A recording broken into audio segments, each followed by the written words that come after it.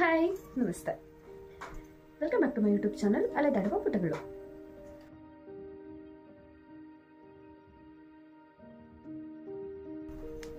ನಾನಿವತ್ತು ಈ ವಿಡಿಯೋದಲ್ಲಿ ನನ್ನ ಜುಲೈ ತಿಂಗಳ ಕಲೆಕ್ಷನ್ಸ್ ಅಲ್ಲಿ ಯಾವ್ಯಾವ ಬುಕ್ಸ್ ತಗೊಂಡೆ ಅಂತ ತೋರಿಸ್ತಾ ಇದ್ದೀನಿ.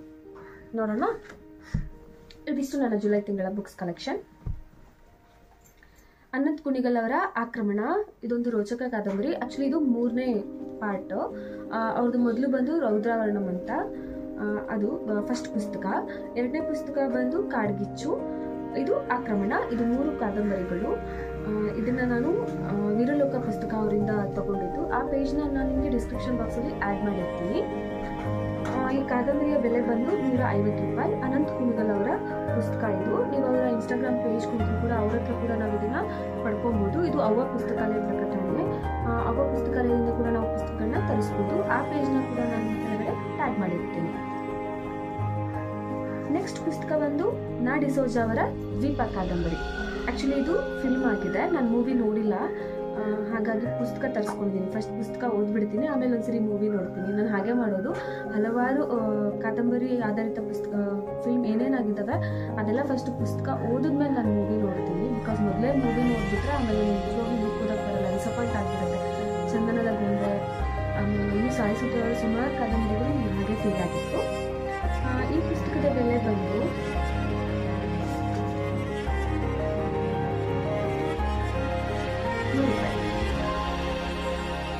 ಇದನ್ನ ನಾನು ಪ್ರಜ್ಞಾ ಬುಕ್ ಹೌಸ್ ಗ್ಯಾಲರಿ ಅಂತ ತಗೊಂಡ್ಬಂತು, ಶಿವಮೊಗ್ಗ. ಅದ್ರ ಅಡ್ರೆಸ್ನ ಕೂಡ ನಾನು ಡಿಸ್ಕ್ರಿಪ್ಷನ್ ಬಾಕ್ಸಲ್ಲಿ ಹಾಕಿರ್ತೀನಿ.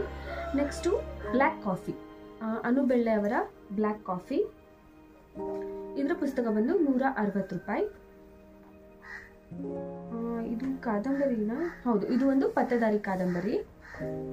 ಅದನ್ನು ಕೂಡ ನಾನು ಪ್ರಜ್ಞಾ ಬುಕ್ ಹೌಸ್ ಗ್ಯಾಲರಿಯಿಂದ ತಗೊಂಡಿದ್ದು. ನೆಕ್ಸ್ಟ್ ಬಿಂಬನ ವೀರಲೋಕ ಪ್ರಕಟಣೆ. ಇದು 385 ರೂಪಾಯಿ. ಗಿರೀಶ್ ಕಾಸರವಳ್ಳಿ ಮತ್ತು ಗೋಪಾಲ್ ಕೃಷ್ಣ ಪೈ ಇವರ ಕಾಸರವಳ್ಳಿ ಚಿತ್ರಗಳ ಸಂಕತನ.